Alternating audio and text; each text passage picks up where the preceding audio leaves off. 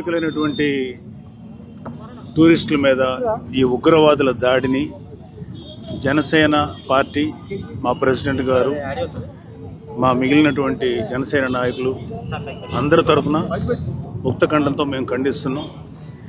So మా president గారి సూచనల మేరకి మేము ఈరోజు కొవ్వొత్తులతో చనిపోయిన వారికి మా సంతాపం ప్రకటిస్తూ ఈ ర్యాలీ నిర్వహించాం. ముఖ్యంగా మా ప్రెసిడెంట్ గారు ఈ విషయంలో చాలా మనోవేదనకు గురయ్యారు.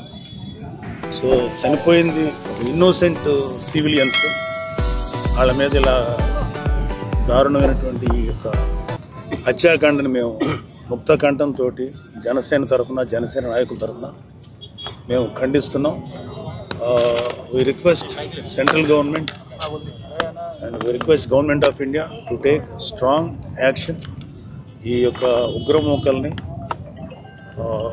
సరైనటువంటి గుణపాఠం చెప్పి మరొకసారి ఇలాంటి ఉగ్రమూకల దాడి నుంచి మనకెప్పటికీ, మన భారతీయులు ఎవరికి కూడా ఎటువంటి ఆపద రాకూడదు, ఎటువంటి కష్టం రాకూడదు. నిజంగా చనిపోయిన వాళ్ళ యొక్క అనుభవాలు వింటున్నా, లేకపోతే ఆ విజువల్స్ చూస్తున్నా మనసు కలిచివేస్తుంది.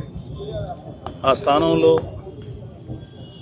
మనవాడునో, లేకపోతే నేను, లేకపోతే నావాడు, లేకపోతే మనవాడు ఎవరున్నా ఎంత మనవేదన గురవుతామో మనందరం అర్థం చేసుకోవాలి.